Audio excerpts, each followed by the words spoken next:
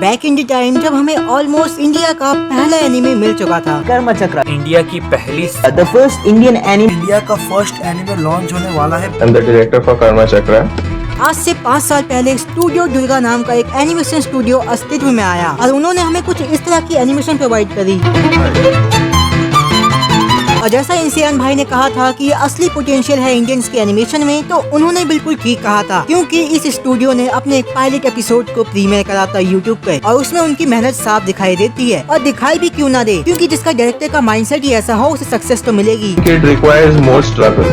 Execution requires more struggle than just planting the seeds. Well इतना सब देने के बाद भी कर्म चक्रा ने अपनी पूरी ताकत लगा दी इसे मेन स्ट्रीम करने की। लेकिन ऐसा क्या हुआ 5 साल में कि इनके चैनल पे एक भी वीडियो नहीं डली? आखिर क्या हुआ इंडिया के पहले एनिमे कर्म चक्रा के साथ? Studio Durga has come up with a really challenging job. ये इंडियन एनिमे कम्युनिटी में कुछ नया हो रहा है। अरे इंडिया का फर्स्ट एनिमे लॉन्च होने वाला है। Takes a lot of work and everything. India में फर्स्ट टाइम इंडिया में फर्स्ट टाइम एनीमे आ चुका है, वो भी 100% इंडिया में बना हुआ। देखो सबसे पहले तो उन लोगों के डाउट क्लियर करा जाए कि ये इंडियन एनिमे नाम की कोई चीज नहीं होती है। बट यही सवाल राजोरोशी बासु जो स्टूडियो दुर्गा को ओन करते हैं उनसे पूछी गई थी और उन्होंने बताया कि वो अपने वर्क पे प्राउड करते हैं और उसी प्राइड में वो क्लेम करते हैं कि उन्होंने इंडिया की फर्स्ट एनिमे बनाई है। और ये प्राउडनेस वैलिड भी हो जाती है क्योंकि उनका रिजल्ट इतना अच्छा आता है। अब कर्म चक्र अगर इतनी ही अच्छी थी कि उसे इंटरनेशनली फेम भी मिला, अवार्ड भी मिले, जैसे कि independent shorts award, platinum award for best animation short film, honourable mention for the best web series TV pilot and best original score का एप्रिसिएशन मिला। और तो और इंडिया से अच्छा खासा सपोर्ट भी मिल रहा था, जहाँ पे हर यूट्यूबर इन्हें सपोर्ट करने के लिए कह रहा था। लेकिन फिर भी हमें केवल एक पायलट एपिसोड के अलावा कुछ भी देखने को नहीं मिला। अब इसका आंसर है कि इन्होंने अपना पूरा 200% तो दिया। लोग अपना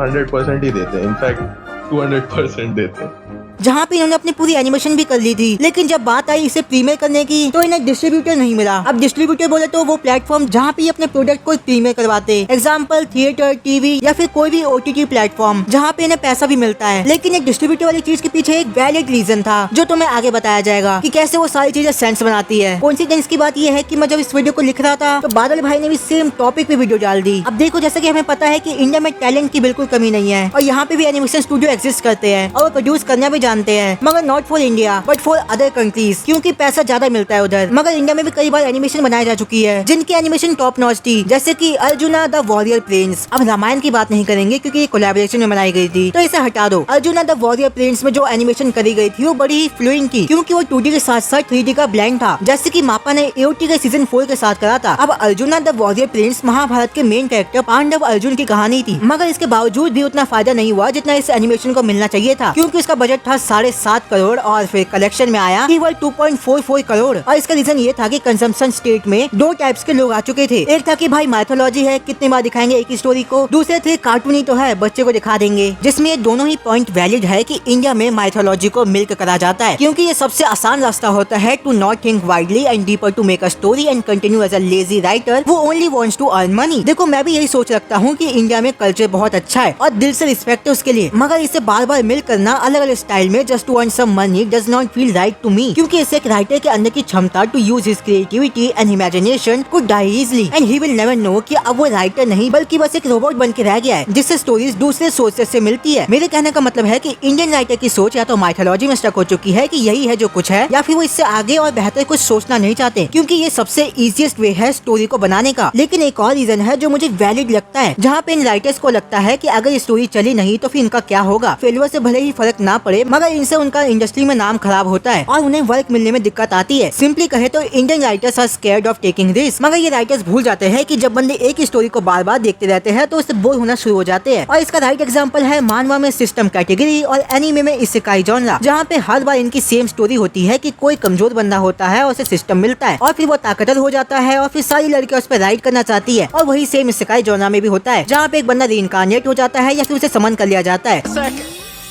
और फिर वही सेम है सिस्टम जॉनरा। पहले तो ये सब नॉर्मल था, मगर अब ऐसे टाइप के कंटेंट भारी मात्रा में प्रोड्यूस होना शुरू हो चुके हैं, जिससे कि हमें ऐसे टाइप के कंटेंट देखने को मिलते हैं और लोग उसे पसंद भी करते हैं। हाँ मैं जानता हूँ कि वो उनकी मर्जी है, मुझे उनसे कोई प्रॉब्लम नहीं है, मगर ये सब होने के बाद भी मैंने इंस्टाग्राम पे एक पोस्ट देखी थी, the denial of critical thinking in anime. अब देखो ये पोस्ट सच में काफी अपीलिंग पोस्ट थी, क्योंकि इसमें वो चीज डिस्कस करी गई थी जिससे ये पोस्ट का पॉइंट तुरंत ही प्रूव हो जाता है with only one video. Eren is not that good. Please stop hyping about that anime. No, It is not good at all. Let's end this. As the post said कि the denial of critical thinking in anime is concerning, क्योंकि आज के राह में लोगों को flashy action, जल्दी से एक्साइटमेंट होने वाली चीजें, इजी टू डाइजेस्ट और कैच करने वाले शोज पसंद आते हैं। और ये कोई गलत बात नहीं है, क्योंकि लोगों को चीजें पसंद आ सकती है, इसमें बुराई बिल्कुल भी नहीं है। मगर यही पोस्ट एक और चीज कहती है कि वो किसी को पसंद को जज या फिर शेम नहीं कर रहे हैं कि उन्हें वो चीज पसंद क्यों है, बल्कि वो ये भी चाहते हैं कि वो इन डीपर नैरेटिव वाले शोज को भी कंसीडर करे before dismissing them. I repeat, हम चाहते हैं कि वो इन डीपर नैरेटिव वाले शोज को भी कंसीडर करे बिफोर डिसमिसिंग देम। अब जैसा मैंने कहा था कि डिस्ट्रीब्यूटर वाली चीज का एक और वैलिड रीजन है, और वो यही रीजन था कि इंडियन एंटरटेनमेंट इंडस्ट्री में एक सोच बनी हुई है कि यहाँ पे केवल वही चलता है जहाँ पे violence, extreme graphic content, shock value element और ओवर सिंप्लीफाइड प्लॉट हो, जो बिल्कुल ही अलग था कर्मचक्रा के केस में, क्योंकि उन्होंने जो बनाया था वो क्राइम थ्रिलर था। और इसी वजह से इंडस्ट्री के इस माइंडसेट की वजह से जहाँ पे उन्हें ये कंटेंट पसंद तो आ रहा था, मगर उन्हें कोई रिस्क नहीं लेना था, क्योंकि वही एनिमेशन इज फॉर किड्स वाला माइंडसेट जो स्पेशली इंडिया में ही सुपीरियर माना जाता है, उसने इंडस्ट्री को खराब करके रख दिया था। और जहाँ तक रही बात ये वॉयलेंस, एक्सट्रीम ग्राफिक कंटेंट, ये प्रोबेबली अमेरिका के स्टैंडर्ड्स है, क्योंकि they are the ones who have these standards for any entertainment content they watch. और उस वक्त इंडिया में एनिमे की पॉपुलैरिटी इतनी भी नहीं थी जितनी अभी के टाइम पे है। कर्मचक्रा को वो प्लेस तो मिला, मगर वो कभी प्लेस को लोगों को सामने दिखाने का मौका नहीं मिला। और अभी भी हम वही कर रहे हैं जो हमने 5 साल पहले करा था, क्योंकि इन कंपनीज के लिए हम ही एक मार्केट है, और अगर हम इस मार्केट को बदल दे विद आवर ओन स्टैंडर्ड और liking, pledging more good and deservable content, तो हम इस मार्केट को बदल सकते हैं और ये इंडस्ट्री के लो स्टैंडर्ड को ठीक कर सकते हैं, जहाँ पे स्टूडियो दुर्गा के ओनर जैसे लोगों के विजन को सहारा मिले। वरना इस लड़खड़ाती हुई एनिमेशन इंडस्ट्री को एक लाठी से चलाना भी मुश्किल हो जाएगा, और आगे हमें ऐसे ही फेक स्कैम्स और माइथोलॉजी के ऊपर बेस्ड एनिमेशन देखने को ही मिलेगी। उस दिन डिस्ट्रीब्यूटर को बस एक रीजन चाहिए था जिससे कि वो उस पे पैसा लगा सके, और हैरानी की बात ये है कि वह रीजन ना तो उस वक्त था और ना ही अभी के टाइम पे इंडिया में हमें देखने को मिलता है, क्योंकि यहाँ पे अच्छे स्टोरीज को भाव तक नहीं दिया जाता।